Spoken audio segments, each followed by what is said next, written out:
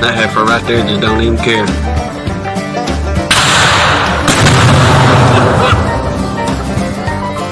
Save yourself now.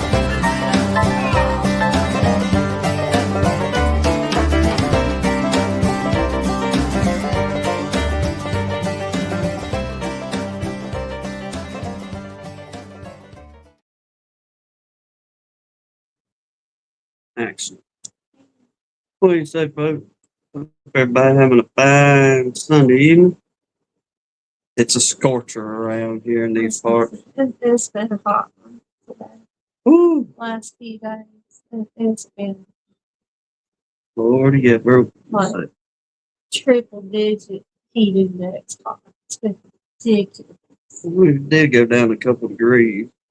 And we went down to like 99. Yeah. Big improvement. Huge improvement. But hey, it is summertime. Hey, we're going to have a cool day Sunday. It's going to be 78 with the tropical weather coming in. So, hey, silver linings, you know what I mean? Get them while we can.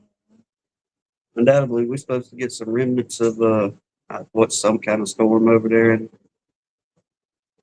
come across the Pacific through Mexico into the Gulf. Come to spit out. We're going to get a week's worth of rain, undoubtedly, from it. Yeah. But at least it's going to cool us off for a couple of days. Huh. There was somebody in here saying a minute ago, like it was Dennis Sherrill talking about ready for fall already. We with you. We ain't even got into summer by any means. That's the discouraging part. And we was talking to Miss Donnie the other day, and he's like, "When's dog days?" Like, We're in dog days, ain't we? We got another month before dog days start. another couple of weeks. When you say July or something. 40 days, undoubtedly, what it is. So, looking forward to that. But like I say, hope everybody's having a good one. Ain't too much really going on around here. Went out, when I get out there and build them boards yesterday, day before yesterday. Yeah. One of those days, got out and built them skateboards. We'll test drive them, see how it works. Watching old Spillman do that with his, like, well, hey, if you got about 12, 24 hours, throw them puppies on, and if they'll vacate, that'll just make that job a whole lot easier for us and our little small time operation around here. Mm-hmm. So, got out there and built two of them puppies. So, we're going to test drive them in the morning. We're going to do it today, but plans changed for little Okie the flying squirrel. She needed a bigger house. So we had to rearrange our house Yeah. to move her to. When she gets to moving, I'll show y'all in a little bit, but I don't think y'all want to look at a blank aquarium yet. She was up venturing around a minute ago, but she is much happier in her home. She can stretch her little legs and fly a little bit, if you will. But let me run through here. I'll holler at y'all right fast. Mr. Randy, it's good to see you, Captain. He got number one tonight. He sure did. And remind me to say something else, or go back to Mr. Randy in a minute. He may have shared it, I don't know. But he sent me some pictures of something that he found up there in them woods. And I was thinking, that's a pretty awesome piece, especially what was in it. So it's cliffhanger for a moment, unless y'all have already seen it. Deb, somebody good to see you, ma'am. Mr. Dennis Sherrill. Keith Spilling and Miss Michelle up there in that fine country. Mike Tang way. Good to see you, Captain. Get down here. Mr. Clay Bunner. Undoubtedly, he got into some fussy bees. I was looking at the chat before we come in here. I have to go check out this video. Eric, Colorado. Good to see you, brother. Appreciate you dropping back by.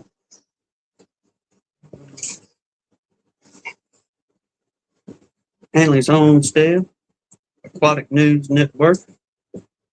Appreciate you, Mr. Russell Amon. We got a little update on Miss Brenda whenever we get into this prayer list in a minute. Oh, okay, we go skipping around already. Yeah, okay, back on it. Redfish, good to see you, Captain. Hope y'all doing well. Just doing it. Mr. Roy, it's good to see you. Jack and Danae, I bet you they got that youngin. How much you want to bet? Bring over here for my mom to see. Got that, yeah.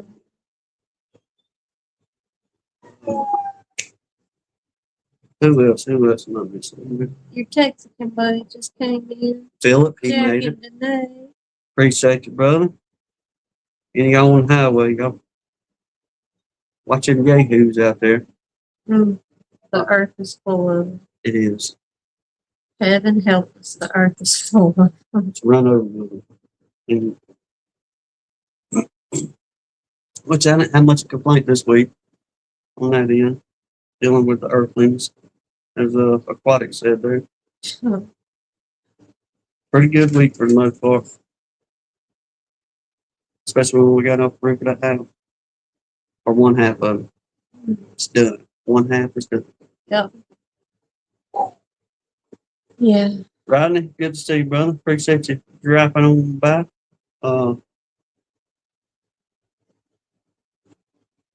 Trying to figure out, like I said, we had much of an eventful week, really. We try to finish up the project around here on her, finishing that one half, her daddy's house over there, roofing that thing. Thank the Lord for the people. We had a few hands show up. Got it done. Now there's one more side to do, but The hard sides of it. Yeah. The bad sides. And that whooped our butts. It's over with. so I really didn't even go down and I looked at the bees a little bit last night. This heat has got everybody bearding like crazy. For whatever reason, I've been watching the weather and our humidity has been going up at night instead of kind of idling down a little bit at nighttime.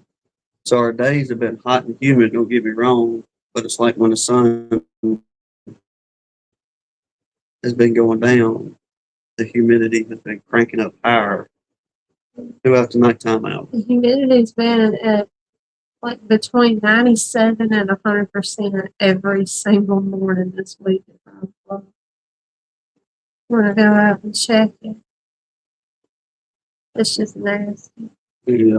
Somebody could have posted on the Book of Faces that said, Alabama, you is hot, you is humid, you is ridiculous. I was like, I concur with all that. All the fun stuff is over with now for the time being. Yeah. Because I'm going to tell you,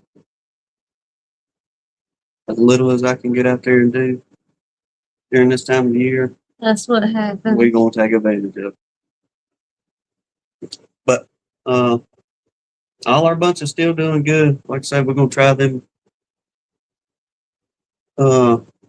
skateboards tomorrow. See how that goes. Everything lines out on them pretty good. I may get out there and build probably about 5 more is the plan. Okay. I don't know if you're going to tell on yourself or not. I will tell on myself on this. I got out there, I had a 4 foot by 4 foot sheet of scrap, 1/2 inch plywood, CDX. And I was going to use it to build some more swarm traps. But I was like, well, I got everything I need for scraps laid around here to build these skateboards. So You need those worse than those. yeah. So I got out there, and instead of measuring out, I was thinking, just do it the simple way, crazy.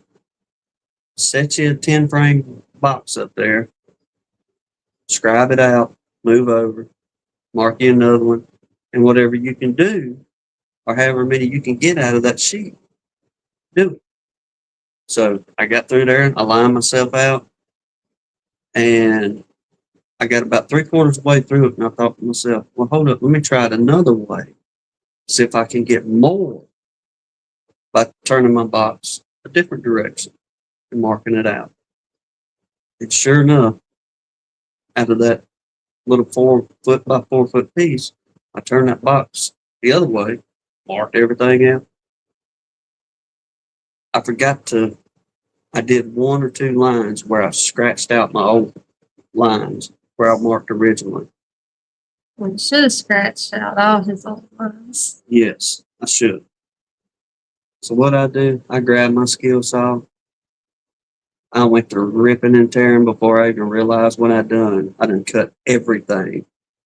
And when I picked my drops up, I picked them all up at one run, and I turned it up sideways like I was going to flush them up, like stack them on the table or something. You right, redfish.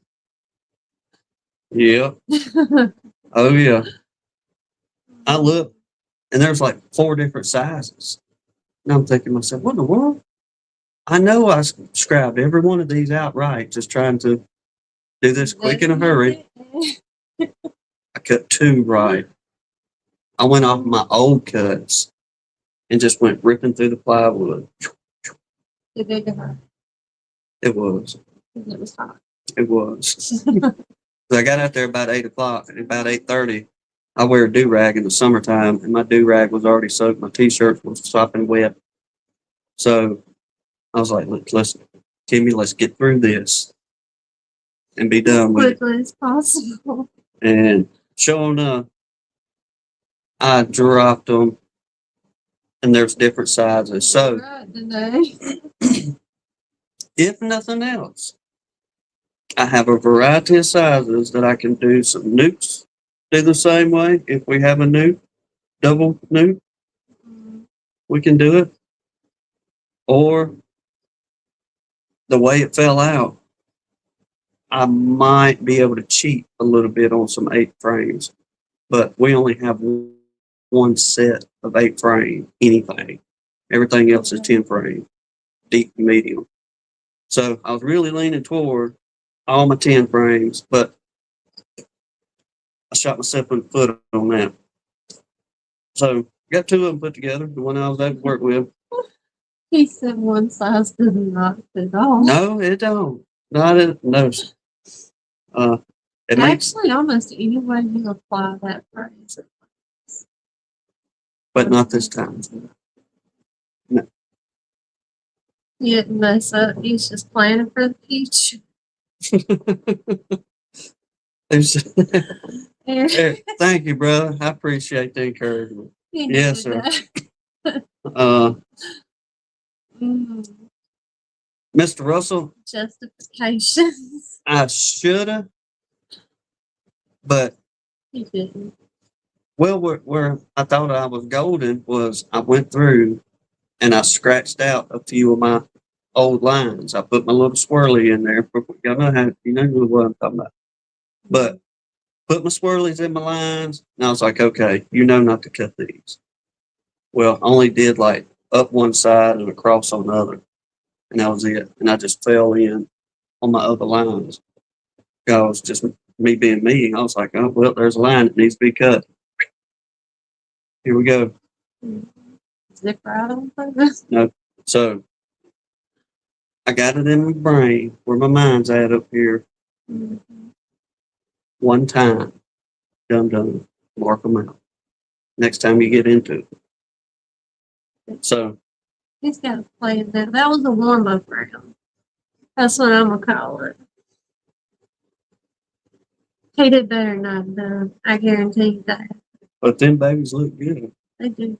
They look straight professional. Thank you. I appreciate it. Sell it a little bit better. Tell them how good they really look. Yeah. Forgive me. Darling. Perfect. I mean, if there was, I'm lost for words how good they look. Anyway. So that's where we're at. Tomorrow I'll get down there. I never admit to my cutting mistakes. Burn them quick. Everybody sees it. That's it, Mr. Roy. Get rid of them. Plywood's expensive though. Well, the good part about it, it was some scrap left over, so we're not at a loss on it. It was just something I drove home, and she's like, "What are you going to use this for?" And y'all know, Last time I'm like, where are you gonna put it? That's the biggest issue. I'll, We run out of places to put it. or I'll use it one day. It gets used most times. Live and learn, indeed. But like I said, that's where we at on it. We'll try them out. Today's got a good idea. What? Just think if he don't use them, you can make a big mural on the wall of Button's future projects. There you go. If Right. you had any idea how long his one day list is, I don't know if people can count that high. How many projects is on one day? There's not that many. That was a lot. So the major projects are taken care of. We'll get to them little ones later. Yeah. It's just the little ones left. Mm-hmm. All right, where we? I don't know. We're trying. We're working. We've been selling honey to the people at the coffee place. We're doing a little. We got one girl hooked and she been selling fire out of it for us. Showing up. We went in the other morning. Some old fella working back there. He's like, "Oh, I tried that honey and I like it. Bring me some." Absolutely. Sure can. So we took him a little bit up there the other morning, and just so happened I threw an extra jar in the truck and sold him that jar. I told him, I said, "I tell y'all what, y'all help us out here. I'll leave this jar for the coffee house community workers, the people working in there. And that way everybody can try it if they like it. We'll see how it goes." So that's the reason I really want to see if these boards are going to work. We got to get some honey in the house. Quick. Yeah, we do. I'm hoping we're not good yet. I think we will, because the nice bunch we got from Mr. Russell Amon, we got 2 double Ds. 100%'s got to come off. Yeah. Yeah, 10 frames on them, and they're heavy. Tinkering around with the mediums, we stuck on 4 colonies that are off to the side from the main bunch. And we got mediums on most everybody on them. And I know 2 of those have got to come off. 1 deep's got to come off. So Good. I think our first little old pool this year, we'll probably get us a good couple £100 for us. I hope so. Oh, And then we got to way get, better than last year. last year we had what, 7 ounces? So, yeah, I do believe so. So, hey, but last year was the year of just let them go, let them build up, and then start working on the splits. This year, getting whatever honey we can get, and then start working on these splits. And that's going to become, when I get into the book, I'm going to have to look that up and see when it is. But for you ones up there in that fine country, Carolinas, Kentucky, West Virginia bunch, we're not going to read out of the bee journal. I went in there and dug around that old Foxfire book and found the beekeeping portion in it, and got to reminding myself a little bit on what the old timers then was doing up in the mountains, keeping their bees and how they done this and that. So I'm gonna cherry pick through some of that and read off, but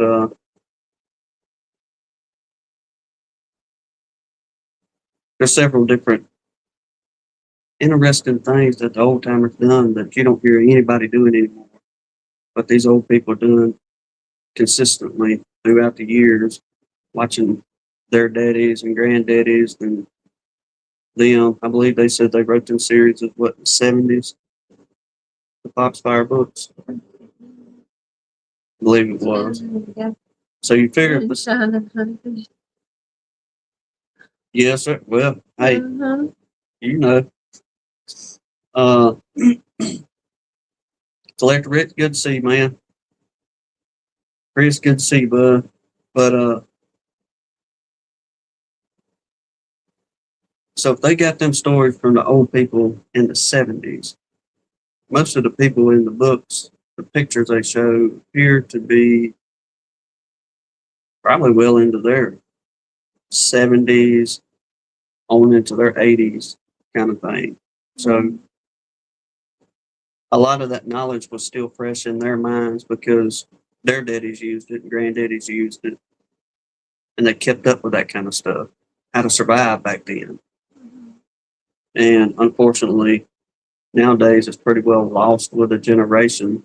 Thank goodness for, I forget whatever school it was that went around talking to the old people, trying to save some of the history and how they done things, was able to write that down and save it for future generations. But there's a lot of stuff in there that them old people done that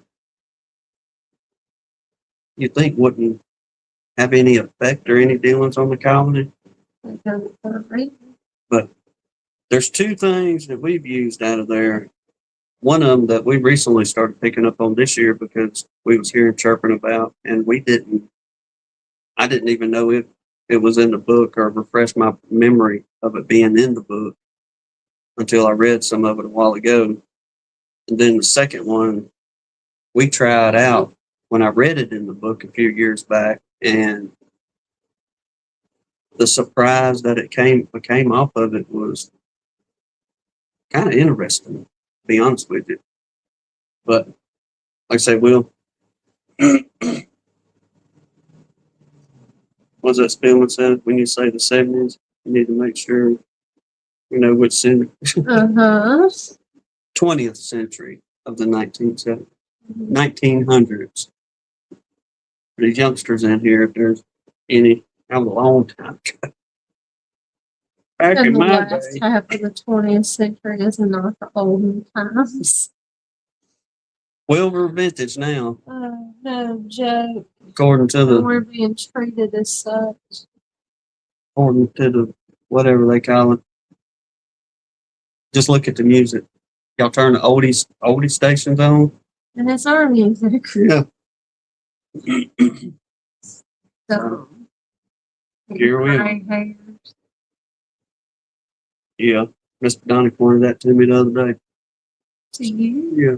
Are you? That facial hair is starting to get a little light looking. Thank you, Mr. Donnie. At least you didn't do what Lance did. He turned Snow White overnight. Just about. Yeah, my buddy Lance, he did fast, turned gray. We the same age. Like daggum, bro. But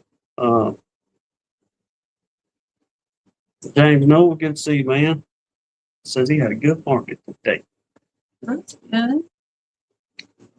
You want to get into the prayer list, and we'll get into just a few generations ago, some times past, but already forgotten little aspects of beekeeping, I reckon. Brian and Jen, good to see y'all. Y'all, if there's anybody we need to add to, let us know. You got a prayer report, let us know. You got that young in the new, didn't you? Okay, your turn. All right, yeah, Mr. Martin, Miss Crystal, Mr. Pat, Miss Dad, Mike Tangley and his family, DC's mama, Philip's mama, his friends BJ and his wife, our favorite Miss Leona, Steve Amos's father-in-law, PJ Hanley, Sarah and her family, Mr. Randy's mother-in-law, Miss Janae Wood, Kenneth and Chris Wilkinson, Kenneth Allen, Rodney and his family, Dan Garrison's daughter, Keith Larimer's cousin, Miss Brenda Amon, and Mr. Russell texted him and said she had her surgery on her leg and she's recovering pretty good so far. So thank you, Lord, for that. Let's see. Lee's mama, Miss Brenda Johnson, Keith Barnhill and his family, little Emma Hoskins, Greg Dunn, Phil Kent's mama, Tim's brother Jamie, Mr. Dan and his church, Shaw Wee, Jen's dad, Gary Stewart, Castle High's Brian and his family, Blaine's great nephew, Haley Baker, Lee's cousin Stephanie, all our nation's service members, Shauna and her family, James Knoll, Keith Larimer's mama, my brother Jacob, James Pell, Justin Jenkins, Bucks B's wife, Allie Baker, Marty from Yes Honey, Baby Luca's parents Zach and Kiera, Lee's wife Miss Renee, DC's friend Bree and her daughter Ivy, Jason his family, Russell Amon's cousin Ricky, Allie Bonner, Tom Mack and his family, Dennis Cheryl's family, Bobby's Bees, Mike Hall's wife, Feathers and Flowers' husband, Hannah and David Davidson, and then I'm sure most of y'all saw it on the Book of Faces. Danae shared it to the No Life group, but Bracken Parker and his wife, their little girl was in an accident, and she had if I remember right, she had like a pretty bad skull fracture from wrecking a little four-wheeler motorcycle, something like that. So y'all definitely remember that baby in your prayers and her family. Well, hey, Triton. It's good to see you. Yes, sir, indeed. Appreciate you dropping by. Miss Russell Cooper, Miss Sharon, Okay. good to see y'all.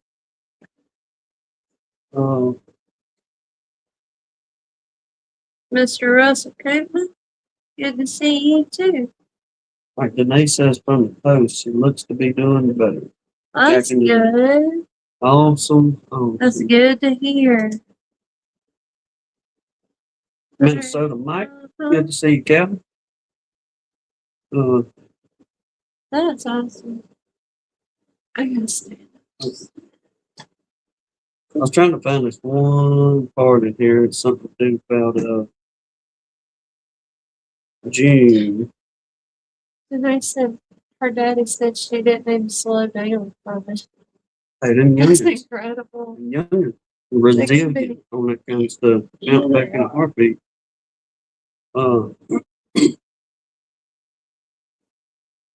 But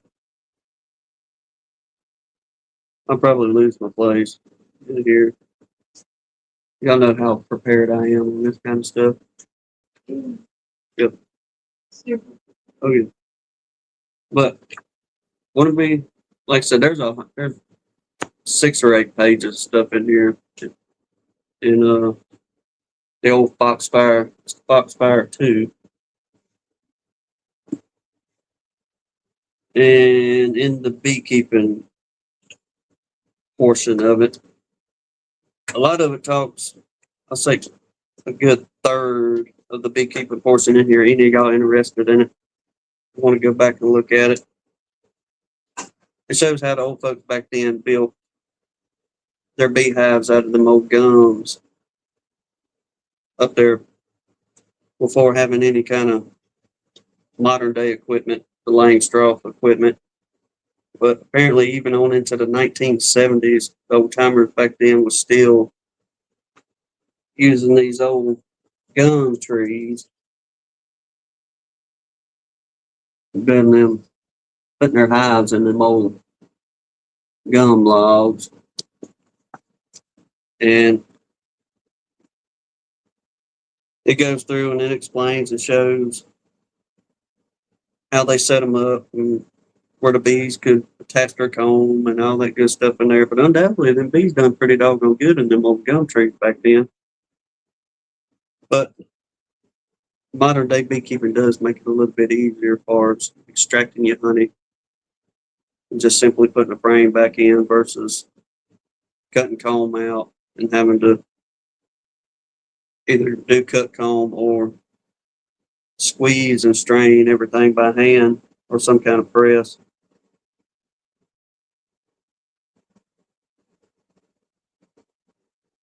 So Miss Michelle has these books and is proudly showing them to me. Well, yes, sir. Well, Keith, turn to, if you got it with you, what page am I starting on? 36 in the Foxfire 2. But it's going to talk about bee trees for a minute, but then it's going to get into what they was doing to beeline and catch swarms. And there was one other portion, a couple other pages on down about something they was doing in June, but I forgot what it was. But we'll get to it as I go through here.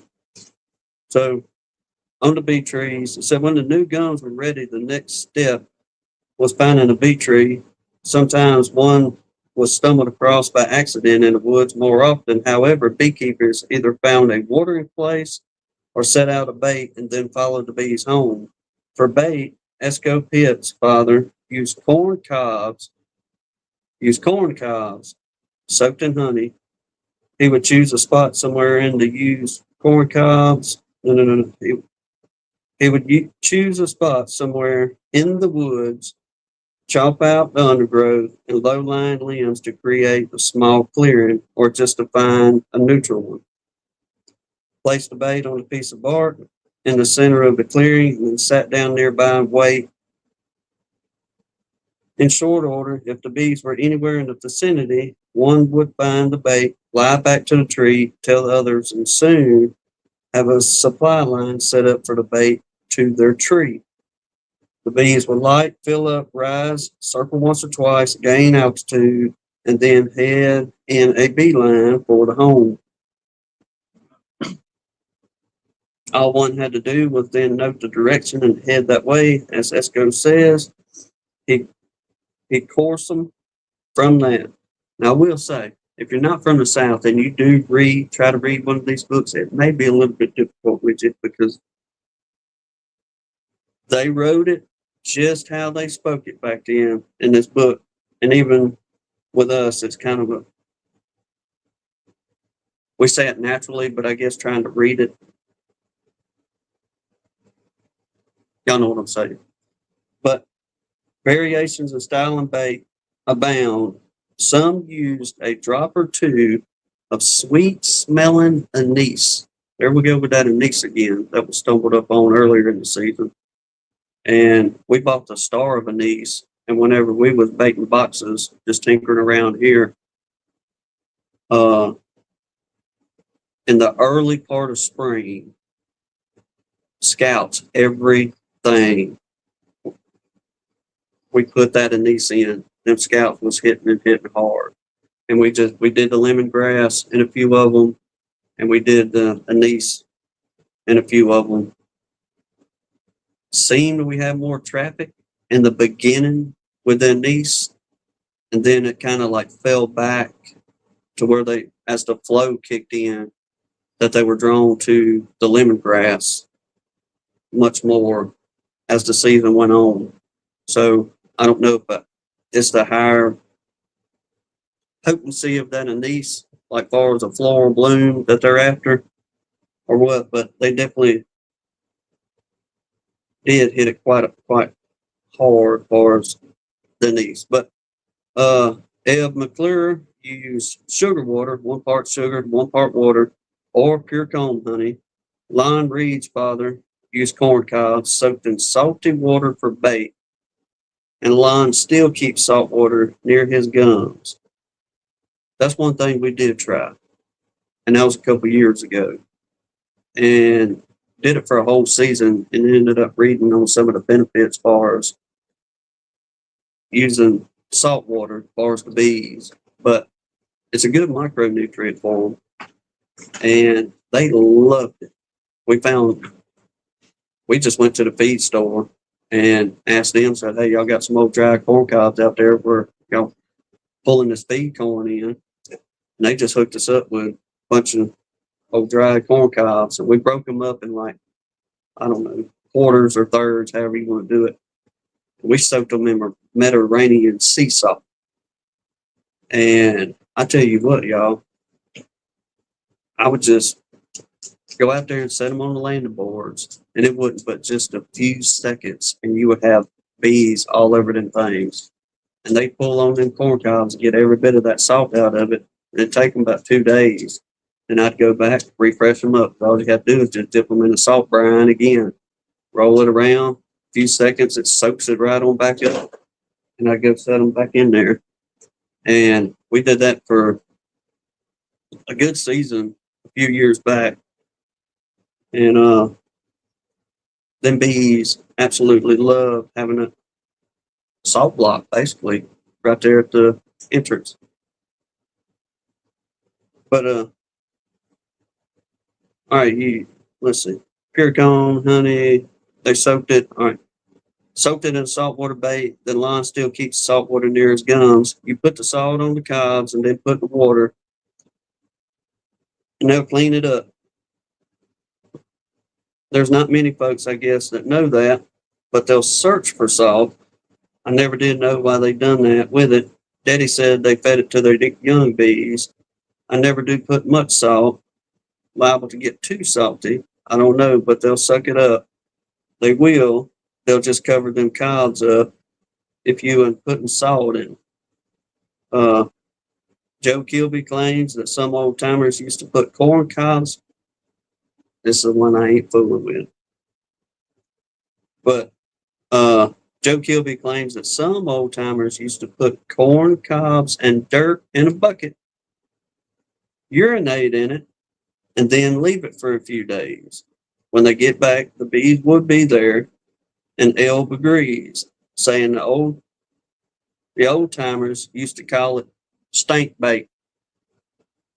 At times, he adds, they would even feed it to their bees in early spring before the honey flow started. Soon after it started, however, the bees wouldn't fool with it. Lawton Brooks used a different bait. When now you make your bait up, take your little honey and some vinegar and warm water, stir it up together, not too much, and then you just go and bunch the leaves, and you find you a stump or something out in a kindly open place in the woods. I bet you $1 I can put some out where you live in your yard and have a bunch of bees on them in 5 minutes. They'll come to it, and then you watch them. And when one gets loaded, he'll make a circle or two. And when he starts, he'll just go straight for the tree as you took a shot from a rifle. Then you just go the way he went, and you just look at the trees, and you get out, and the distance you think they went. I tell you what, I do know when I think of it, I fix me a little can bait. I generally keep a can with me in the summertime in my car, and when I fish, I put some bait out and get to watching. Then it just talks about the best places that they found to set up a bait to beeline. Main thing they're talking about is find a good water source. You find that good water source, and you can beeline pretty good to it.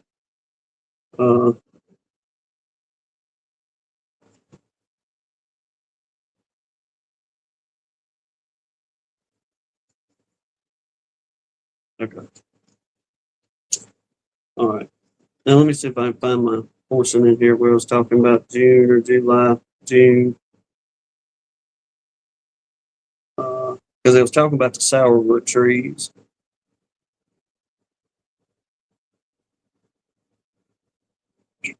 Y'all bear with me, bear with me.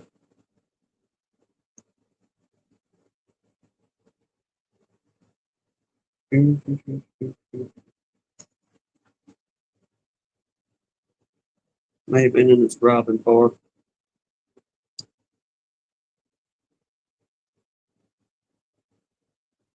Oh, okay. As we're getting into robin, which we'll be getting into that probably the next month or so as dirt starts kind of kicking on in. But some of the ways they handled robin was bees were robbed at various times during the spring and summer. The important thing, of course, was to leave enough honey for the bees to get through the winter. If robbed in late spring, the beekeepers often took almost all the honey that was there, since the bees would have the rest of the summer to replace what was taken.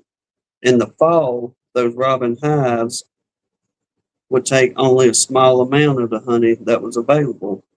Esco Pitt's father, Esco Pitt's father always robbed his bees.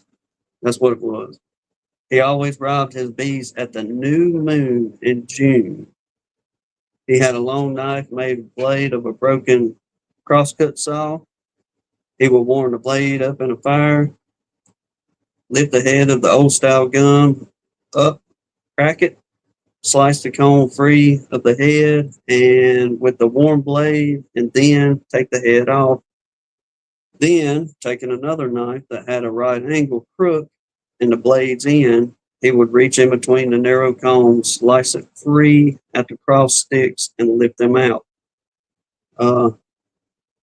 Paris Kilby sometimes robbed his hives 3 or 4 times a season, drawing 16 to 20 pounds of honey from each hive each season. L.B. Mercure maintained that for him, it depended on what kind of hive he had. If the hive was a gum, he'd rob it only once a year in June, since it took the bees so long to rebuild the comb. Combs and the patented gums, however, could be rebuilt so quickly by the bees that they could be robbed whenever they were filled. L, for example, usually robbed the early red honey in June. Then, when the white honey started around June 20th, he would have a new super in place to catch the sourwood honey. The honey from the hives was usually packed, combed, and all into cans and jars. Sometimes some was always saved for the family's use of sweetening during the winter. And the rest was used for a market if there was anybody that was able to have a market back then. But like I said, if y'all interested in some of them old ways, the only one I'm not going to be practicing is the pile of dirt in the corn cobs and the urine. Definitely know about the salt portion. They love it. So if you want to get out there and give them a little snack and a little healthy dose of micronutrient, best thing we've read is Mediterranean salt. Sea salt is the best to put out there for them. But I just made a heavy brine. I tasted if it was real salty to me, it was good to go. But let me get in here, smack. Let me put the deal up here. Any of y'all want to come in and chat? Y'all know the drill. If not, we'll go wherever it takes us. Bam, bingo.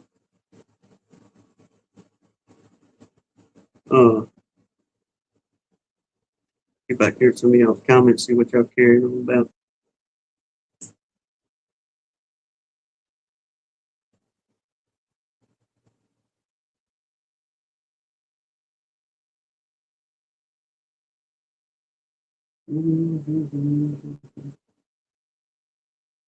Spelman, you working on an experiment there? Let me get down these comments, see if you mention it. DC, good to see you, brother.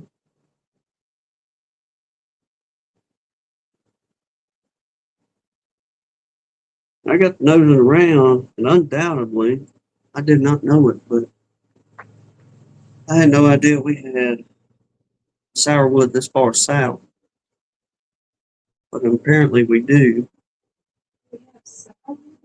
It's either sourwood or basswood. One of them wood. I was looking at the other day. Remember me telling you we got them down here? But far as being in bloom right now, that swamp tie, it is. It smells like a. I know not everybody can understand the smell, but whenever the privet is blooming, but it's got a light fragrant in the air, that's about what that swamp tie smells like. But man, it's just a good floral smell, and that stuff is going crazy around here. Elderberry all over the place. Uh,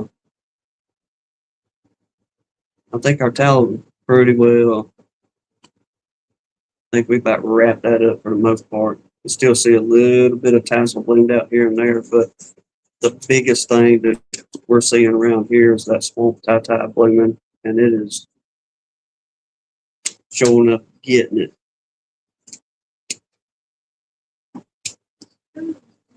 But we're gonna see how it goes. If we got, you have to get closer into them creeks and stuff like that to get on that swamp tie, but there's a lot of black tie in just the woodline areas around here. And at our house, that's more of what we got. And we do have, by the way the crow flies, they probably wouldn't have to go about a mile or so to get on some of that swamp tie between the little low-lying areas and big old creek across the way over there. But last time I was in there tinkering with them, they bringing it in by the truckloads, and I pulled out probably, I don't know, a good cereal-sized bowl of burr cone that they had just started building all over the place in there whenever I separate boxes. And y'all know how it is when you pop them boxes, and it makes a mess. But they got it all cleaned up by the time I got to the other one. So, but it was some good, sweet honey. I think we went through this a week or so ago, but trying to narrow it down. I'm thinking it was the mimosa, because it's just runny. It's like water. But had a little bit of yellowish tint to it, but just a sweet citrusy taste it had. Good stuff. So I'm really hoping that'll be the majority of what we get on whenever we put these skateboards on and go to pulling off that. No doubt it'll be different than what we pulled a few weeks back. That stuff was pretty good too, but it's, I don't know if y'all can see it. You got to put up. That stuff is pretty dark. Let me grab it. I think she's got a jar of it. Put back here yesterday.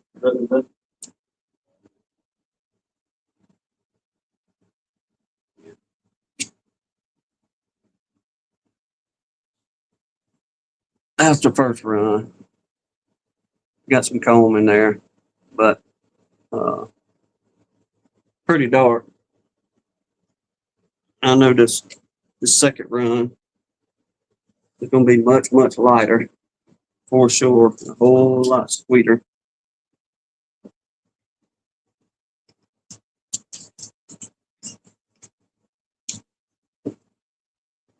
Going back to, you got my phone? You coming back over here?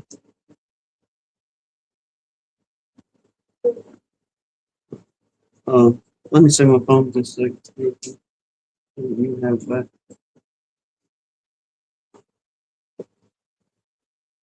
Mr. Randy sent this to me the other day, Tar Heel, for anybody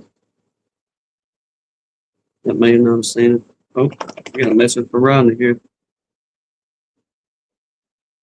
What did he say? Bees moved into my log hive yesterday. That's from Rodney. Well, you don't see it. It'll show any, but that's a cluster of bees on top of his log hive there. But we get down here to Mr. Randy.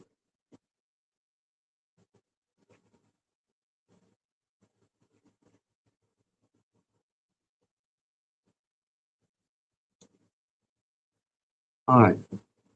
In that bucket there, there we go. Bucket. Let's do it again. No. Anywho, Mr. Randy said he was bebopping out in his neck of the woods, ran up on that canister. Lo and behold, it was a canister of honey from, he believes, around the 40s or 50s, I think he said. 1940s, 1950s. And wherever he stumbled up on that thing, it still had honey in it.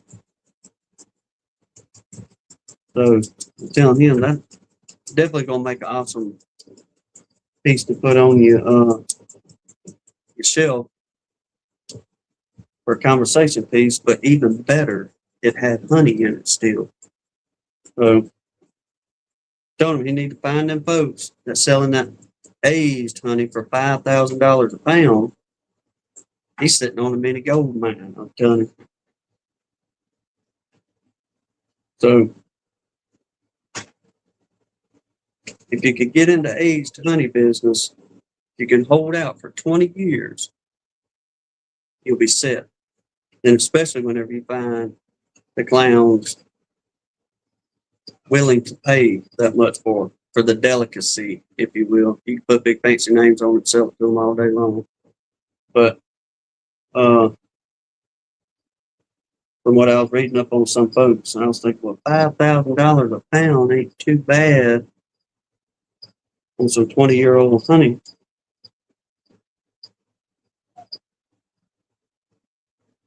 What do you say, Blaine? 30s or 40s. All right, there we go. So still, 80-year-old honey.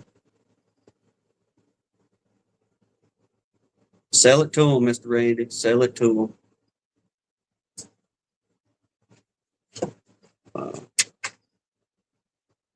But yeah, I thought that was pretty doggone interesting to be able to stumble up on that old piece there. Like I said, the best part, it still had doggone honey left in it. Joke.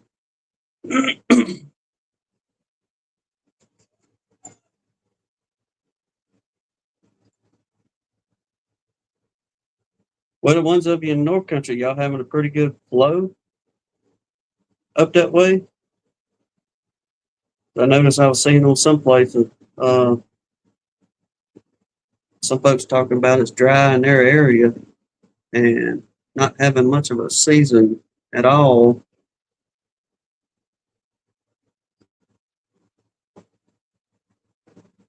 Because it really wasn't a spectacular year around here, that's for sure. On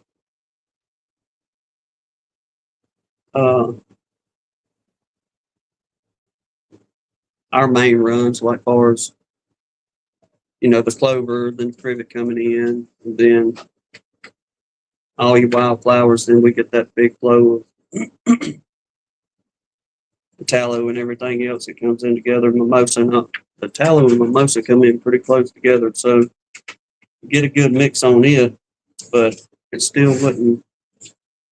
And I know we've said this 100 times, but about our second year of beekeeping, I would love to find another season like that around here, where we literally, it was like you couldn't get supers on quick enough before they was drawing them out and filling them up.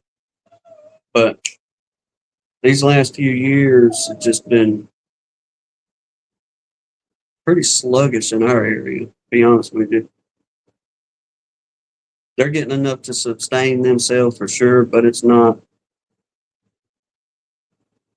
anything worth bragging about. And that's even us talking to other beekeepers around here that we know that are pulling large amounts of honey, and not somebody like us with a handful of hives out there trying to get a little bit out of it.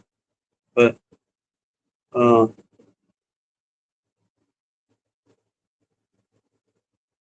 who was it? Let's see.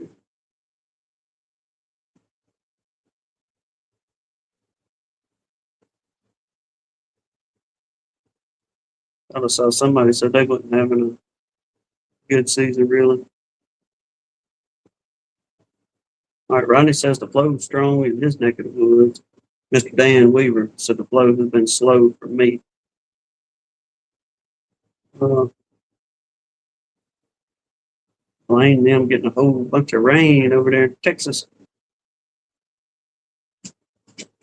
We about right there. If we could have got this rain in the spring and then it lay down for a few weeks and then start back up to kind of catch up for the summer flow, if you will. Man, there ain't no telling what kind of could have been churned out of them boxes. But it was just a steady flow.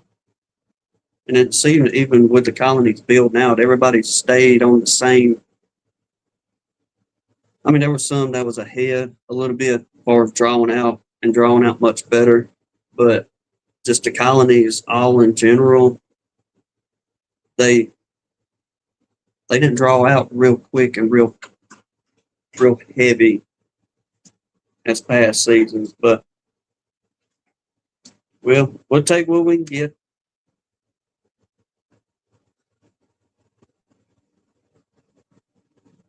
Yep.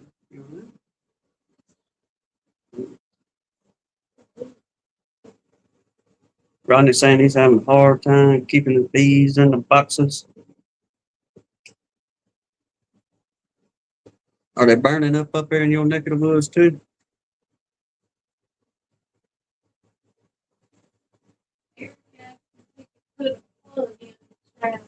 Put it in there.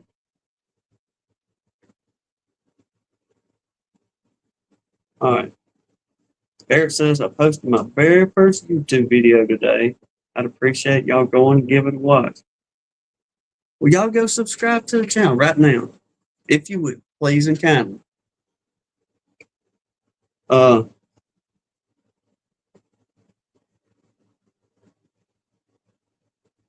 See if you can you find the link to his channel and put it in the chat?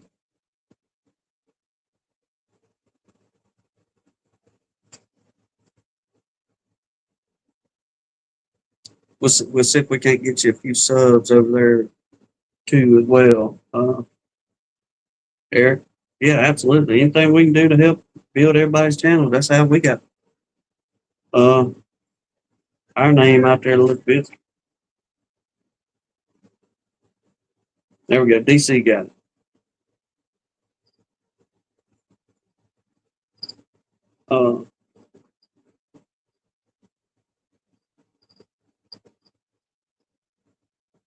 Larimore said my bees are on the porch with a fan and sunscreen. Larimore, when I was walking back and forth, building them. I don't know if you was in here a while ago, but I got out there and built some. Do what? Built some skateboards, and as I was walking to the truck where I was doing all that mess with, I was looking down there, and it was still kind of early in the morning, about 8 o'clock, and there was still good little bearding going on down there. And I was thinking to myself, well, if I'm hot, they're hot. We should bring them inside. Just like them folks, I can't remember the name of whatever that channel was, where that dude literally had the bees living in the house with him.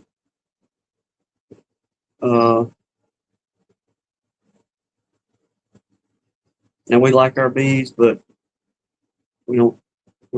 They're not coming inside. to literally live in the house with us. All right, Mr. Randy, take care of yourself. Glad to hear his wax dipping is going good.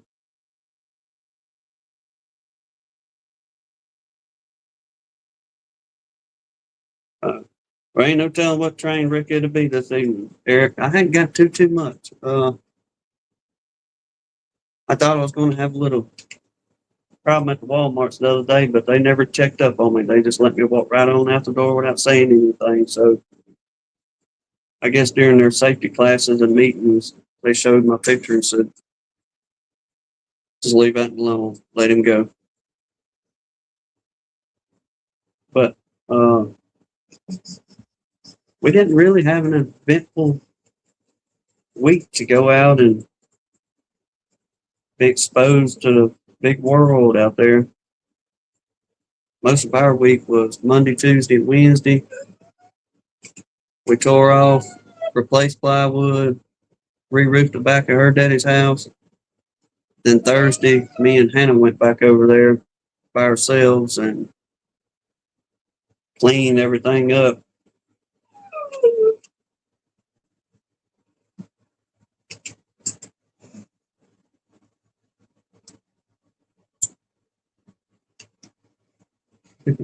Learn more, Tim. My wife called you the Walmart outlaw.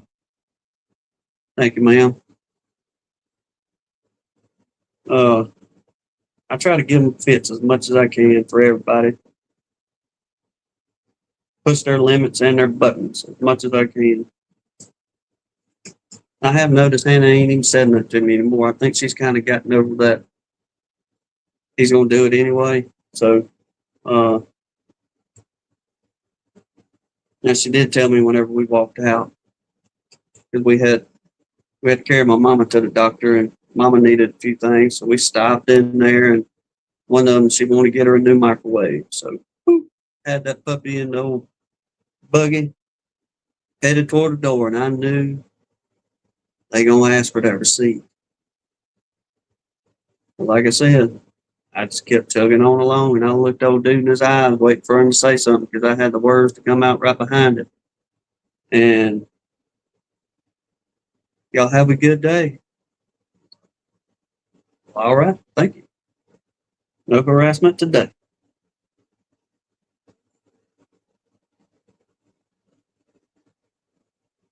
If you're worried about her, says she's eating Apple Jacks and boiled eggs dipped in mustard. I think she's lost. Hmm. Well, we all got our ways, I guess. Uh, some people may call me crazy for eating mixing peanut butter and syrup together, but that makes a fine snack with some saltine crackers.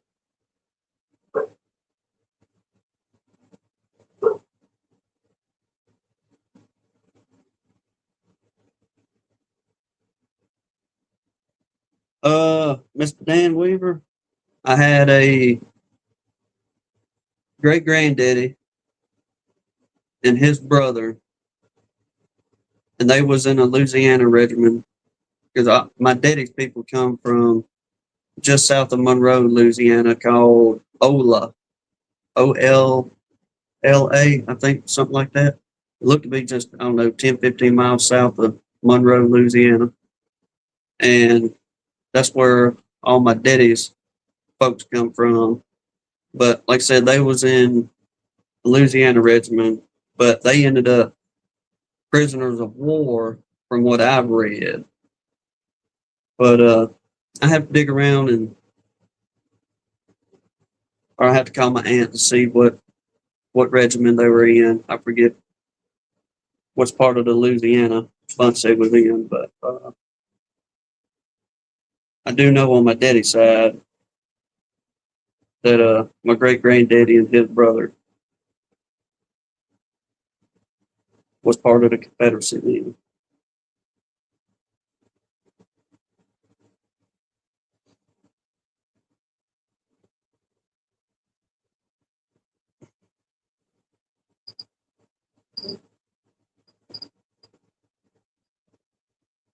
Do they get anything really off them apple orchards, DC? Or is it just more of a pollinating uh, portion for them apple trees? 'Cause I watched, oh mercy, what was Death Valley Days? Y'all remember that old show? Whenever Ronald Reagan was narrating it. But I was watching one of them not too long ago, and it was talking about whoever the guy was had a whole bunch of apple trees. He come from across the pond, come here, got off on the East Coast, and when everybody was venturing out west, he was one of the very first ones that took apple trees from across the pond to the East Coast, and then he migrated out to the West, and that's how he got a bunch of them apple trees and orchards out that way. But said it got so bad he was literally putting like one drop of water on there because they was going through desert terrains and mountainous regions and this and that. But said it literally got down to just putting a drop of water on each one of those apple trees, and eventually they made it to where there was good water sources. And after that, and they was able to take and I guess start all them orchards up there in your part of the land.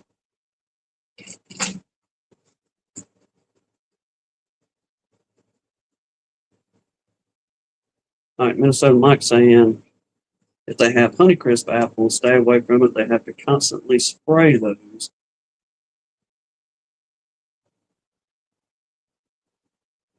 Hey, you can make a good little oatmeal off that peanut butter and syrup. That's what got me hooked on it with my daddy.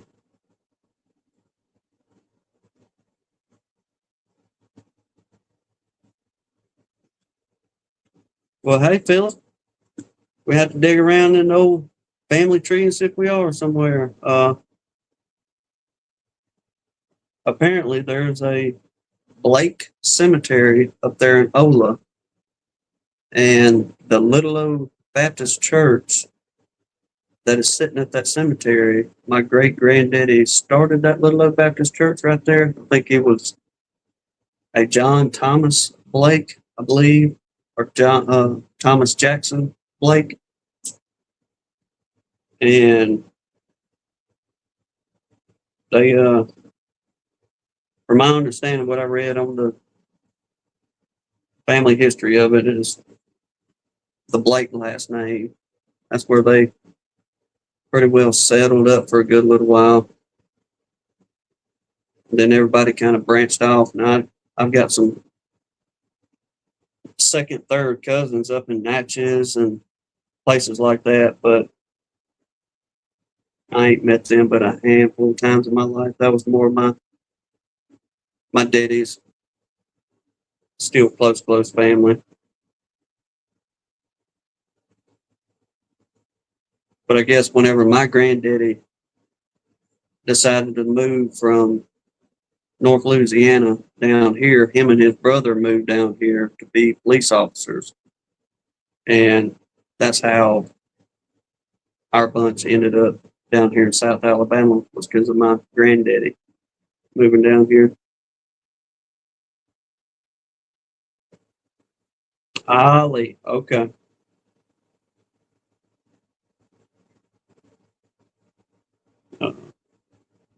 My aunt took a trip up there a couple years ago, went and seen all that. I'd love to take a ride myself and to see where the family used to walk around. So my granddaddy, they said one of his best trades was building them old P road.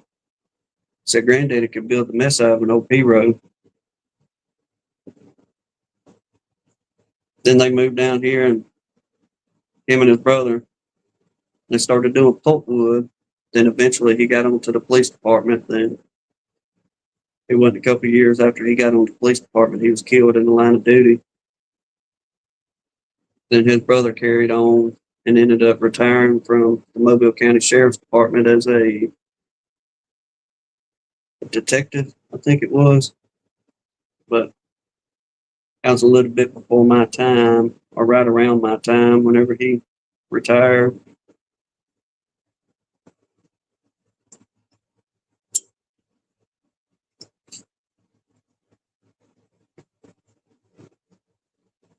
Uh,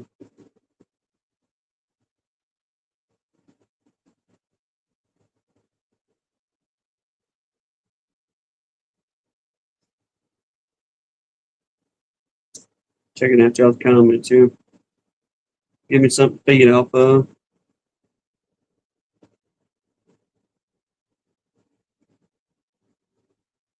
Mr. Dan saying there's a website that shows areas with good nectar sources and hard spray areas.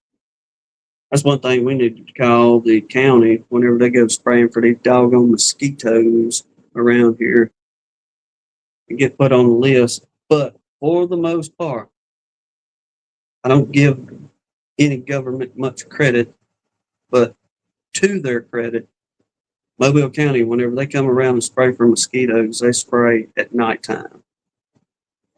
And thankfully, most everybody is pretty well back in the colony. But I know there's some, I've heard throughout the years, some people mention how they'll just come through at whatever time during the day and spray mosquitoes. And some have said that they had a little bit of issue from that. But now we've never seen issue from the mosquito truck coming by. But uh, like I say, around here they do it at nighttime, so I don't know if it's a big effect on them. But the main thing that we're really seeing and hearing is we picked up on this in our yard. Then while we were working over at her daddy's house this week, and this has really been going on a couple of weeks. I've been paying attention, but we've been starting work about 7 o'clock over there, and around about the time we start leaving out the house, and all the way throughout the day, it sounds like a swarm in the air is what it sounds like, best way to describe it. But ain't no swarms in the air.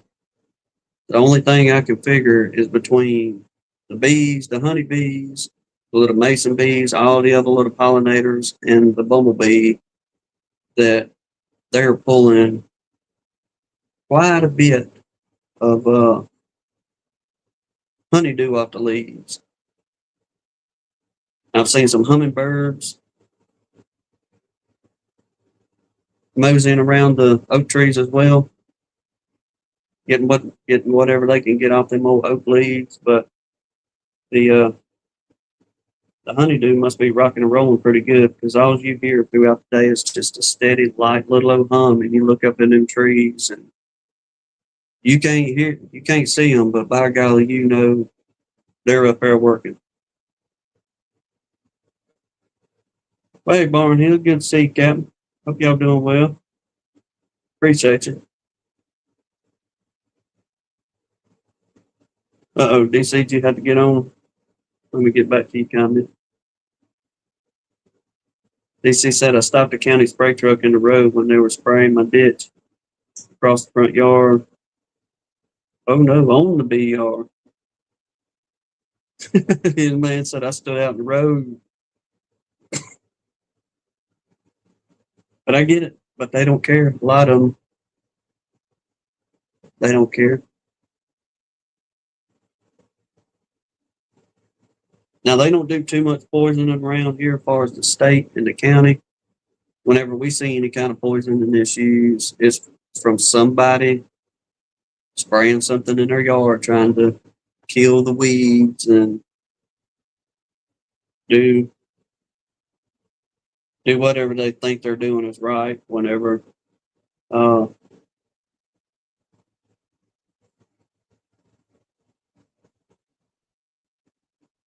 they know it's going to end up killing the critters. I guess. Used to, I never thought about it before we even got into this beekeeping.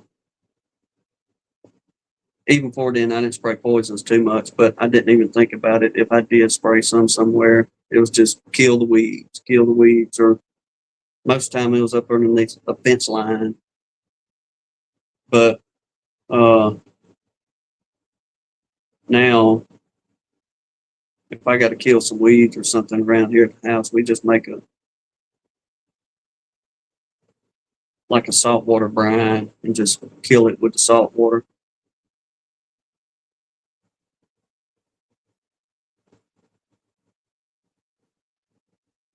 So the fogger Minnesota mite, they fogger spraying for my hives. I had to throw all the comb. That's aggravating. And you want to go out there and tell these people, and it's hard to bite your tongue to say what you really want to say to them. But it's like, some of us is trying to make a little bit off this. You may not realize, but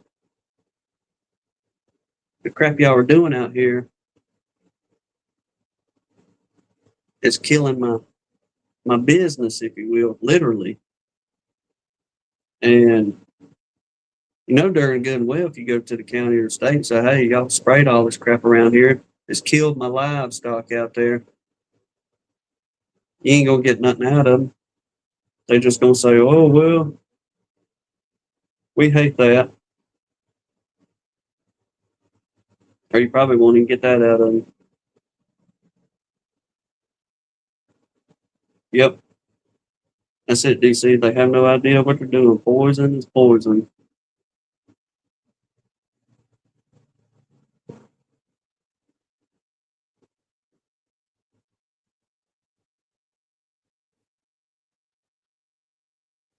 Which I don't even cut, which we ain't got a whole lot of grass around here anyway, but I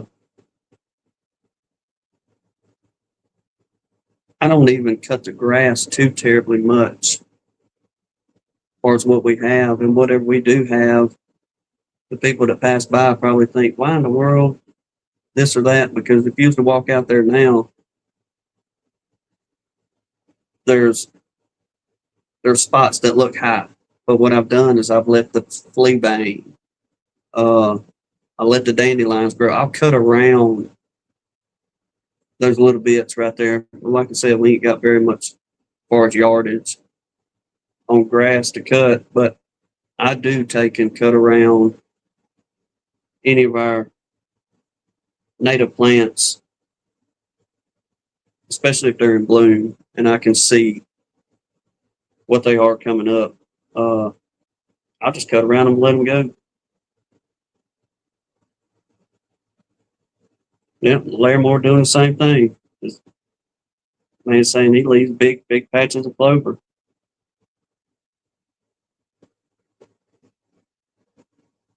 Now I will say it does turn out to be kind of pretty for the most part. You get that grass cut low, and you got all them little wildflowers just kind of popped up all over the place out there.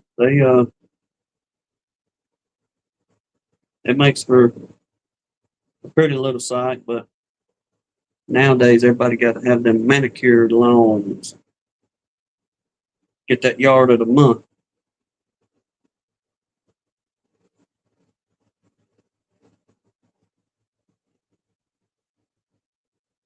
Hey Grayson, good to see you, bud.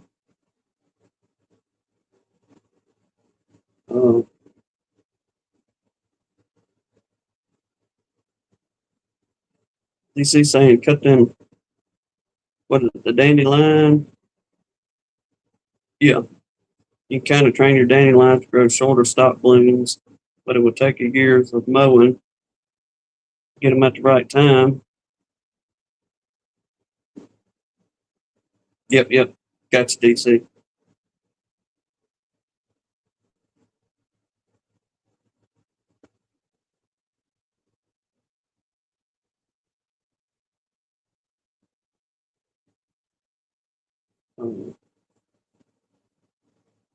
But yeah, kind of funny how you, or I do anyway, just there's little bits to help out wherever you can help out, I reckon. But thankfully around here, it's quite rural for the most part, and there's plenty of just foliage everywhere, as far as your wildflowers and your different shrubbery that blooms out. They pull the nectar off them, but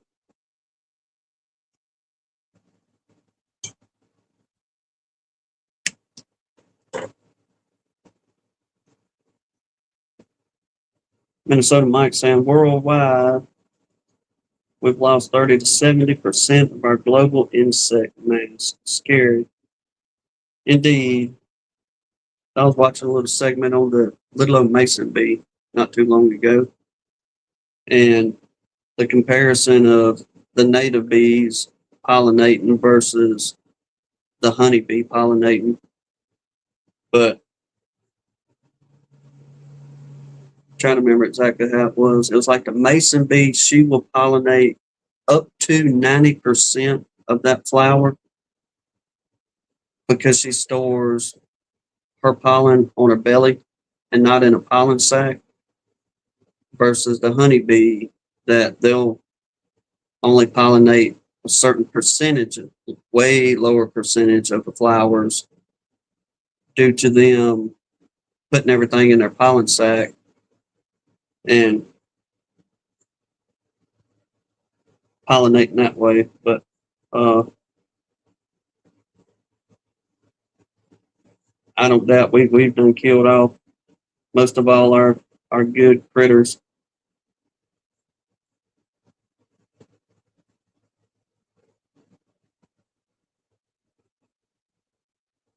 DC, it's been a few years since we've seen old monarch down here. Now, I don't know the real name of them, but we just called them butterfly bushes. But there's a little old, they'll grow, I don't know, 2 or 3 feet tall, but it's on a single stem. These little old plants, and they put off a red and yellow flower. They're little bitty old things, but they're pretty when they bloom. And we had noticed one day when we were walking around the yard that a lot of the leaves on those flowers were gone. And the closer we got to looking, there was big old caterpillars on them jokers. So I went over there and I grabbed them caterpillars and I took them, put them in the woods. I didn't kill them. I just took them off and put them off on something else, thinking they'll snack over there maybe and leave our butterfly bushes alone. And researching what kind of caterpillar is green and yellow, got a little bit of black on it. Well, it was the monarch caterpillars is what I was pulling off those plants. And undoubtedly that is a good food source for them after we educated ourselves, because they had literally eaten almost all the leaves off of them things. But undoubtedly they love them, and that's the last we've seen any kind of monarch anything around here, and it's been about 3 years now.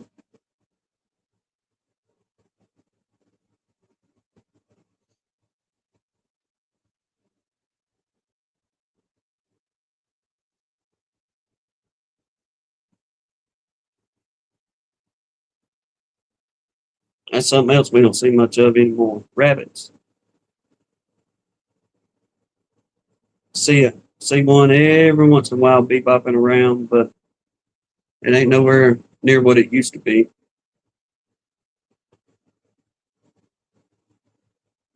I don't know if the coyotes is putting them in a bad bind, or I know it's definitely not the rattlesnakes anymore because everybody kills everyone that they see. But don't see too many rabbits anymore. Blaine said he got a ton of y'all got them big old jackalope rabbits out there where you're at.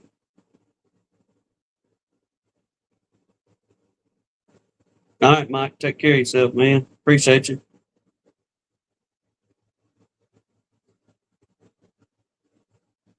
I tell you, a couple of rabbits would be good.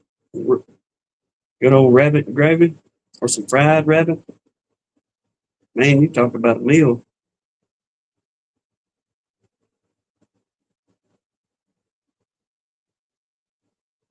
And me and Hannah, we was, like I said, it's been a couple of years too, but we usually ride over South Mississippi over there. There's a little old catfish house right across the state line, tucked off in the woods. That if you didn't know about it, you sure wouldn't know it was there. But man, they have some fine catfish in that place. And we was talking about not seeing a bunch of rabbits anymore on the way over there. And on our way back, I like taking those back roads. If I could take me a dirt road on the way back to the house, that's the way I like to go. But we was headed back down the old dirt road, and lo and behold, if we didn't see about 10 rabbits moseying across the high or the little dirt road right there. But not near one of them was a wild rabbit. Every one of them was either black and white rabbit, brown and white pits. Somebody had turned loose undoubtedly up that way and done made them quite the family of rabbits running around. But I don't know. I've never had a domesticated rabbit before, but I do know the wild ones are quite tasty.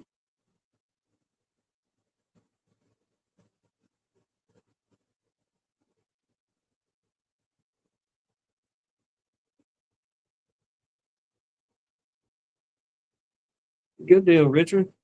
Getting on them swarms quite a bit this year, ain't you? If I remember right, last year or so, you've been saying that uh, you ain't had a real good run on swarms up your way, but that's good to see it's cranking on up in your area.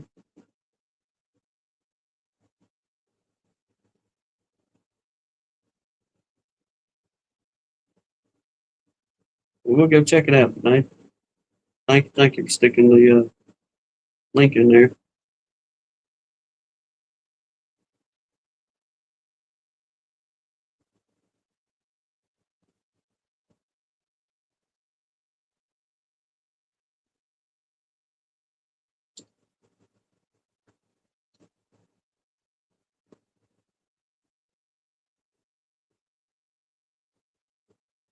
Oh, let's see. Sarah now says we're talking the last dove season outside of Colorado City. How we hadn't seen any or many jackrabbits for a number of years. It's the same way in your neck of the woods. Them old rabbits. Uh, I will say the quail and the turkey are having a good season for us. Uh,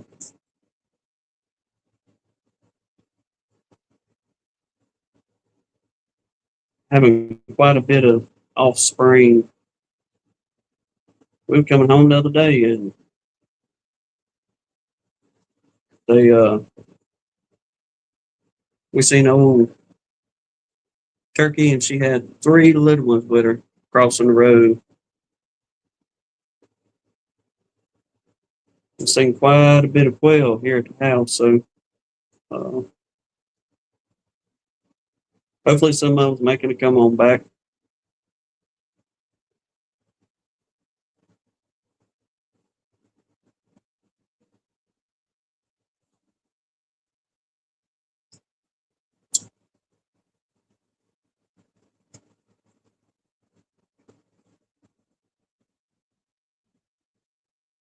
Never seen a grouse in the wild, Mr. Dan, but I've watched some videos on them, and they seem to be a loud bird that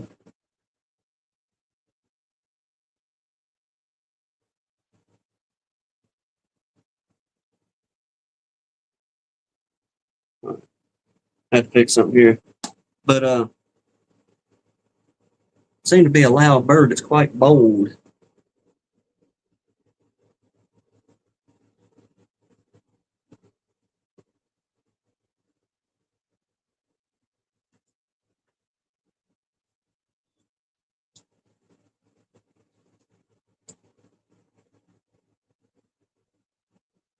Well, it's good to see some of y'all still having a good swarm season, or the swarms are still doing good in y'all's area.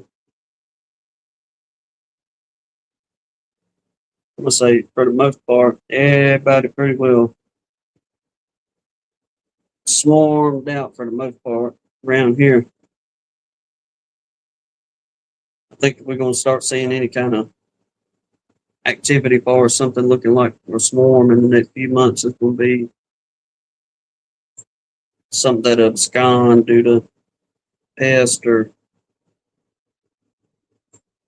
something along those lines.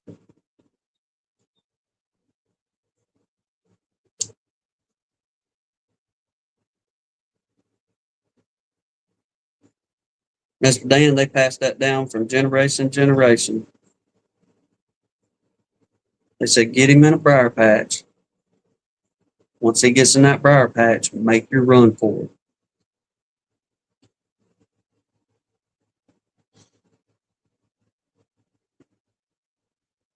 Philip said, I saw a jackrabbit on a gravel road close to the farm. First one I seen in 10 years.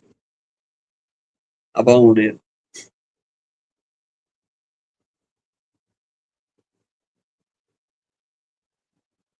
I don't know what the deal is killing out them old rabbits. You used to see them all over the place, but don't nobody hardly ever hunt them around here anymore like they used to. So they should have bounced back, but I don't know if they're snacking down on some of these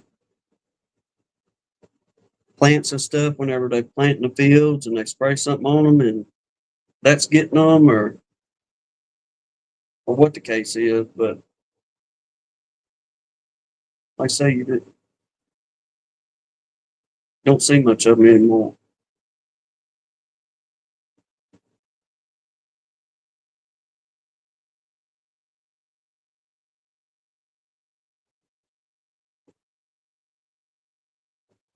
Eric says, we're wondering if the hogs got the jackrabbit and the cottontails could just hide too well. I don't know. The biggest nuisance we got going on in our yard right now is the armadillo. That joker, whether it's a him or her, whatever it is, every morning it looks like hogs have been out in our yard. And I know ain't no hogs been out here in this yard between these dogs, but I'm telling you that armadillo is just rooting around here.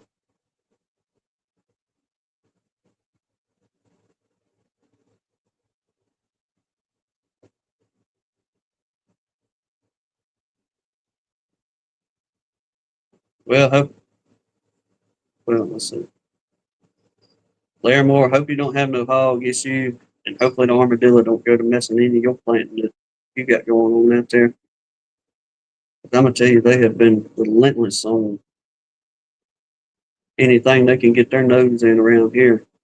It looks like you just took old potato rake and just told a youngin go out there and just have a heyday with it, tear up as much yard as you can.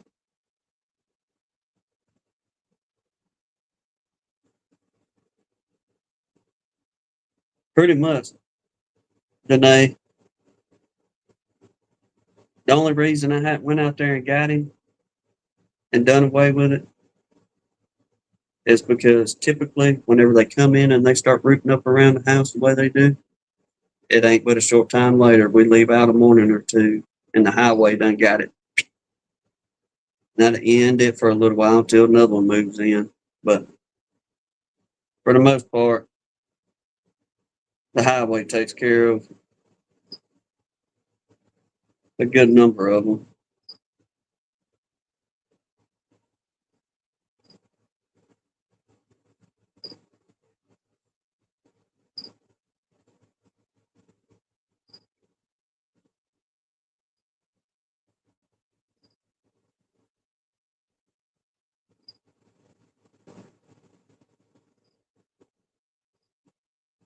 Ooh, goodness.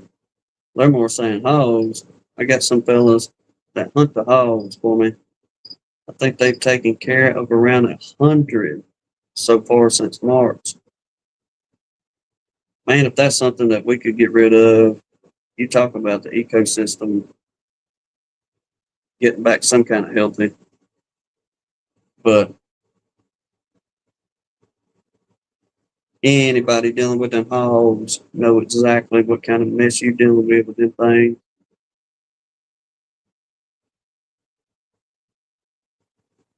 We got them, but they're more of in the Delta areas, and there are some in the vicinity, I guess you want to call it. But for the most part, them showing up hogs are along them rivers and deltas.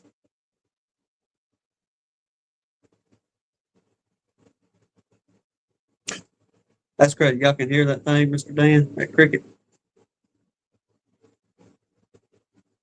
That thing been chirping all day long since we got little Okie in her house. I figured she'd be up running around a little bit. I'll show y'all whenever she gets up moving around. But we cleaned out her little cage, got her in a 55-gallon tank now, and she had a few crickets left over that I guess hid under her little bird house. And whenever we was cleaning it out today, I just took them crickets and threw off in there. And they've been chirping and singing all day, but I didn't realize that phone would pick it up.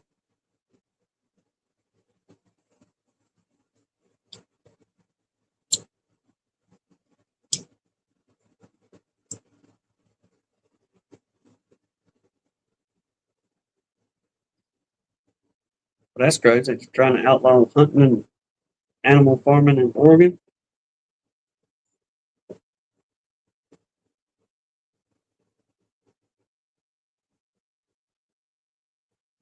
Miss Ann said her daddy was a hog farmer in Alabama, not wild hog. Really. There used to be several of them around here. One of the old timers that he's gone now, but he's a pretty good old timer that he tells a story how he started from literally nothing. His daddy had a few acres that they farmed, and that's how they made it. But by the time the Lord called him home, I believe he was on into his 90s. This was several years ago, but he was telling me and Hannah one day that he said, what got me started and the way I was able to get all the land that I've got, he said, I worked hard for a couple of years and I saved up a little bit of money. And this was probably in the early 40s, 50s, probably. But he said he saved up some money. And his daddy asked him what was he going to do with that money. And he told his daddy, he said, I'm going to go buy some hogs. And I'm going to raise these hogs up and sell them. So his daddy told him, son, you're pretty much crazy. He said, if you're going to do that, that's all on you. He said, so I was able to save up about $500 back then. And he said, I went and bought $500 worth of hogs. And he said, I brought them all in, fed them up, kept everybody in their pens and this and that. And he said, when they got old enough, they got cut. He said, then whenever time to go to market, he went and did all the boiling, cleaning, the whole shooting match on them hogs. He said, all I had to do was just deliver the hog to the supermarket. He said, but my very first time, I didn't have any buyers at the supermarkets. He said, so I went around to everybody that was in either butchering or a grocery store or something like that around our area. And he ended up selling every one of his hogs. But he said, I done all the work. All I had to do was just deliver the product. Boom, straight to them, and they could do their own butchering. But he said, my daddy told me the whole time how crazy I was. He said, then when I got that first check, he said, I showed my daddy the amount of money that was made off of that first check. And he said, that was the first time my daddy ever told me, I'm going to have to eat crow on this one. You did good, son. And after that, he just kept on getting into hog work. Then he finally graduated into cattle. And by the time he departed from this earth, that man probably had several thousand acres around here that's all he had was cattle. He was over the Cattlemen's Association over in Mississippi and one of the big wigs here in Alabama, and did real good for himself. But it took a lot of work.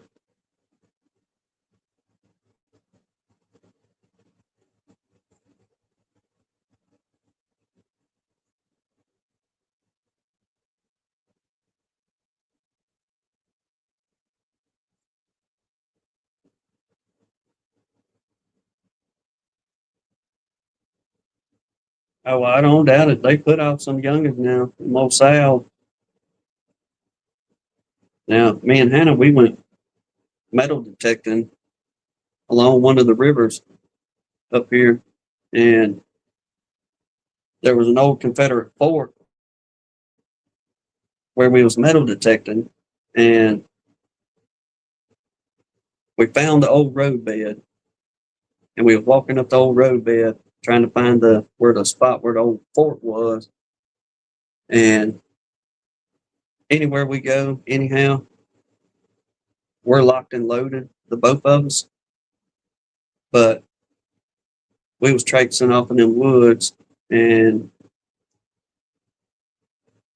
we was bebopping up this hill, and all of a sudden we heard a ruckus come out that wood line. And I'm telling you, the back of that hog, 3 foot off the ground, big old joker come roaring out of that wood line. It didn't charge us, thank goodness, but it went kind of cattywampus in front of us and went off down into a gully down in there. And we was both looking at each other like, if it comes back, just unload on that joker. That's all we can do. But thankfully around here, ain't no season, nothing like that. I'm pretty sure you can unalive them things at any time of the year, as far as I know, as it needs to be done.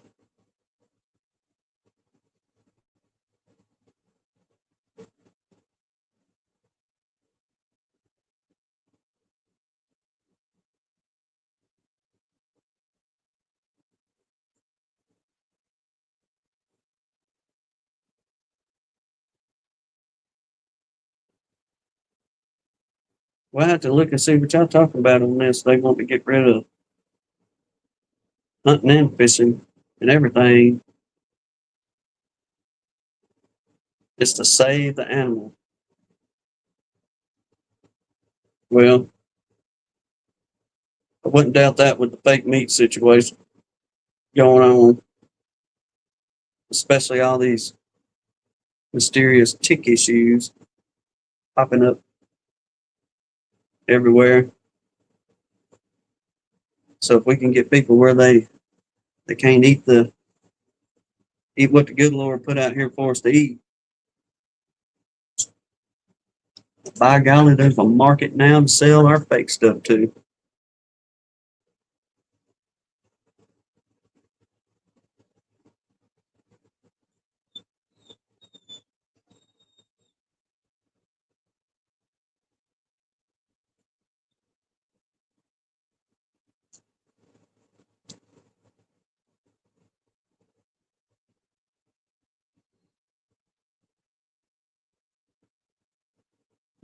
Larimore, we didn't have a trick.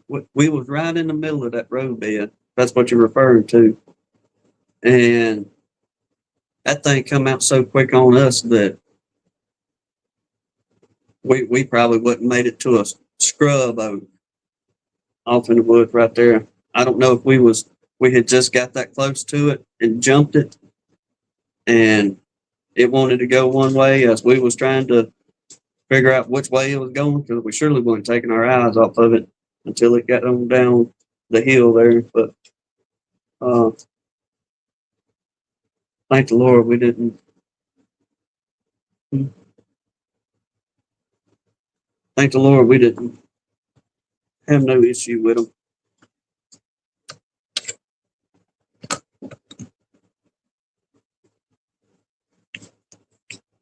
And I don't know. It'd have been one of them. I hope these 38 hollow point plus P will make it on the first shot.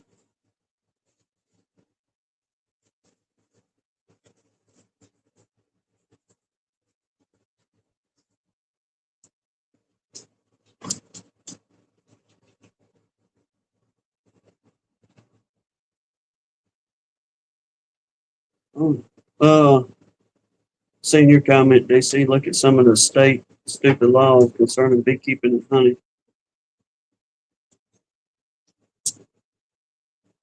Thankfully, as far as what I've read up here in Alabama, now usually we're behind on everything when it comes to anything. But so far, we don't have much of a too much of a government clamp down on anything. Now, I'm not a fan of which we need to do it. I keep forgetting about it, but the only thing that I guess they require anybody to do is buy their little $10 fee if you have, I think it's like 1 to 10 colonies, it's $10, then 20 to 50 is X amount of dollars, and on up, the higher you get.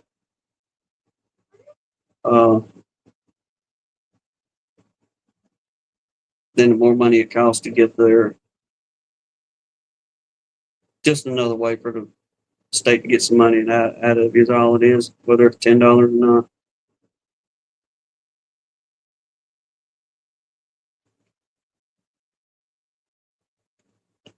Well, I'll look for that, Mr. Dan. I need to stock up on some more 38 ammo anyway.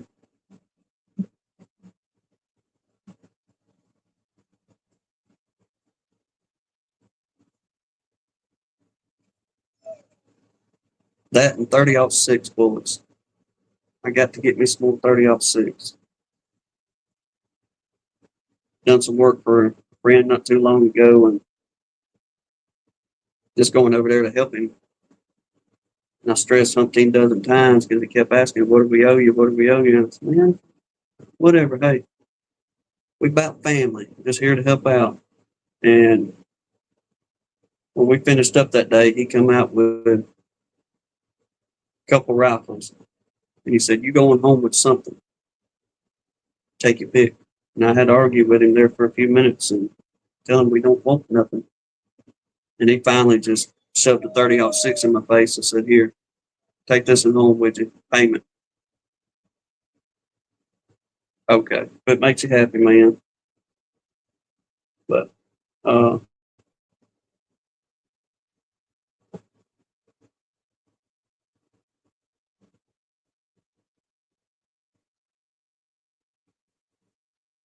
DC said the 30-06, my rifle of choice, that and 30-30.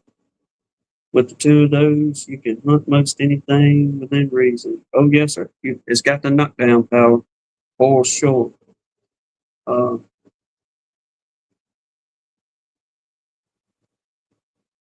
Hannah's got her a lever action 30-30. Her daddy bought for her, I don't know, she was a young teenager, and she loves shooting at 30-30.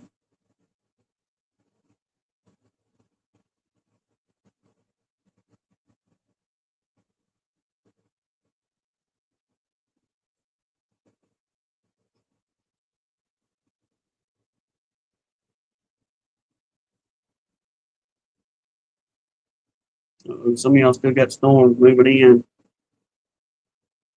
I know there's some folks out there where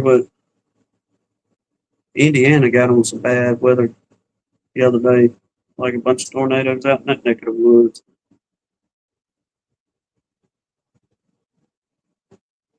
Hopefully, I don't get on anything like that. Uh,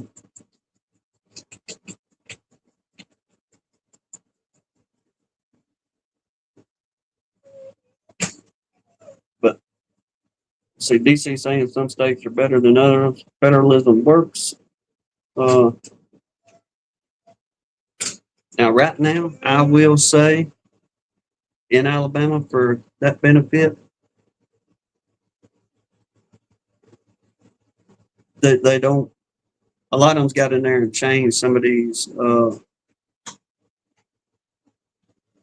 laws, if you will, that they put on the books that are completely contrary to what our amendments are. But a couple of years ago, Alabama done away with the whole pistol permit thing, whole shooting match on it. So they did get up there and argue that having to purchase a permit to carry around as a somebody that's 2A that you have a right to do anyway. They've done away with all that nonsense. So the only thing I understand about it is the only reason if you need to get a permit within the state of Alabama is if you're going to cross state lines with your lead dispenser, and then you're supposed to carry one because neighboring states still require you to have a permit. But thankfully, Alabama said, we're done with that. Y'all carry as you will.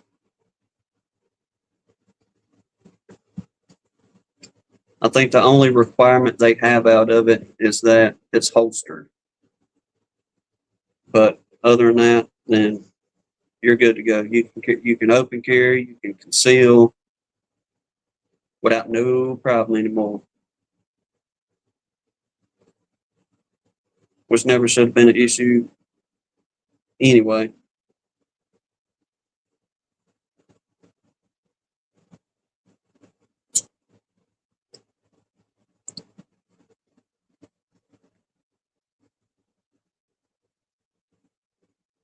That's right. Larry Moore said all the confounded politicians do sit around making up laws that take away more and more freedom.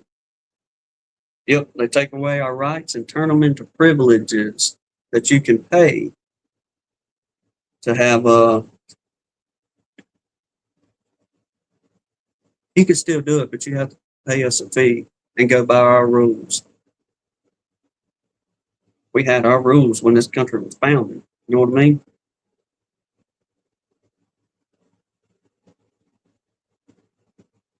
Shit, no, they wouldn't be happy with what's happening nowadays.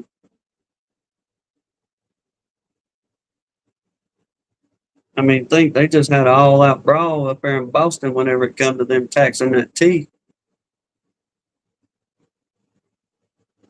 And look at what they get away with nowadays. You taxed on your paycheck, you taxed on your food, you taxed on your gas, you taxed on anything that you buy. That dollar bill is taxed probably tenfold by the time it changes your hands. I'm with you on that. Larry Moore. Just a bit rebellious. That's it. That's the only thing that's stopping them. A lot of them. Folks out there saying, no, not on my watch. Yes, entertainment purposes only. For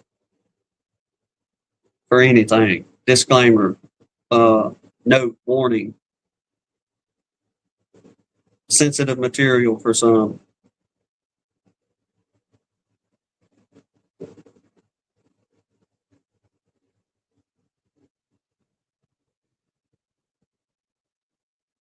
Oh yeah, we do. Get taxed so much we owe them to live.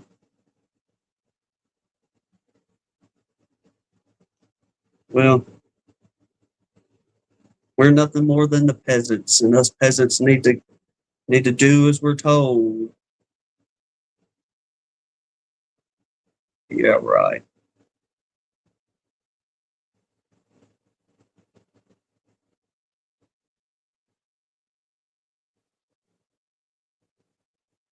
Bingo, Lane. Tax when you make the money, tax when you spend it. And if they could tax that tax, they probably find a way to get in there too on that.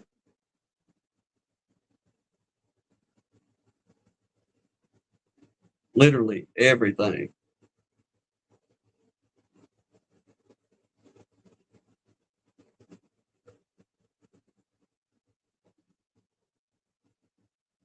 And especially when did they pass the income tax? In the 1930s, 40s? Whenever they started that mess up, that was supposed to be a temporary deal.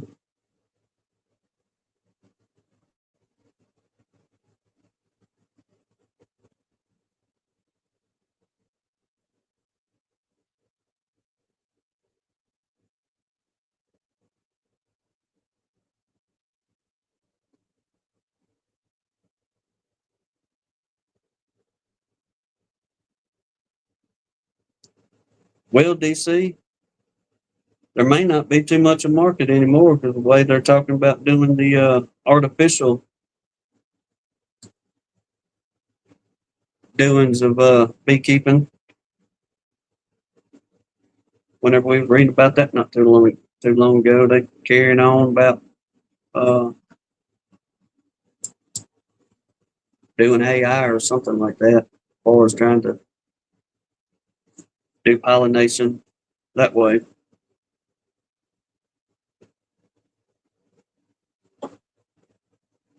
And somebody had put a video out about, can't remember exactly what it was, but this woman was talking on there about whenever her husband was in Congress, that that was one of the biggest issues brought to the table was like insecticides and pesticides, and beekeepers coming before Congress up there saying, "Hey, we need to do something about this because it's killing the bees, if you will, not only the honeybees but all your native pollinators as well." And thought to myself, well, if that man was in Congress for so long, and that was one of the biggest topics discussed up there, why didn't anybody step forward and say, let me go represent y'all and we're going to remedy this?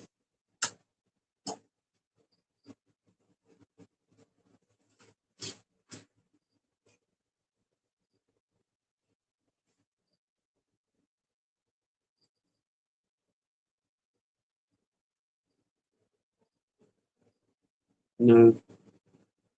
Is it? Okay. Well, a few more minutes. We'll wrap her on up. But Larimore saying all this AI horse done makes me sick. People relying on it instead of natural intelligence. And just to think, this is just the beginnings of it. We ain't seen nothing yet. But you're right. It'll be dependent on everything. People, folks in them colleges getting their school work done by getting it to type them up a essay on something, and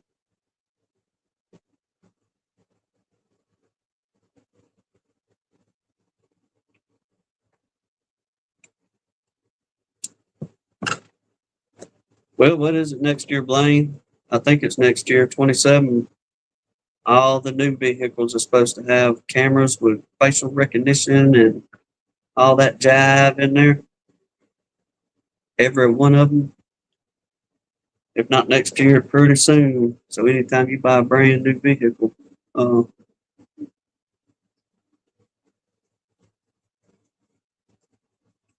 it's going to have to facially recognize who you are, apparently, in that thing.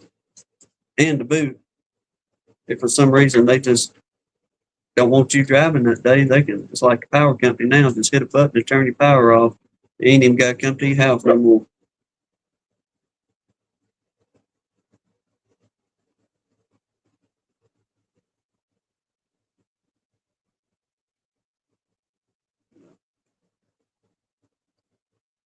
Well, yeah, I reckon we have to 2 hour mark. We'll wind her on up, I reckon.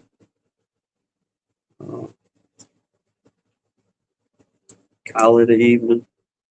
Appreciate everybody riding it out with us. Once again, we got through it. A little bit of bee talk, griping at the government. I think we're doing pretty good, people.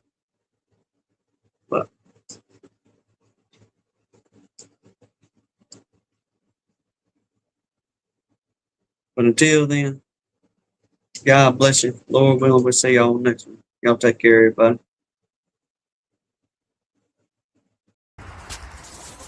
Well, guess that's it for today. See you next time at Gunline Bees.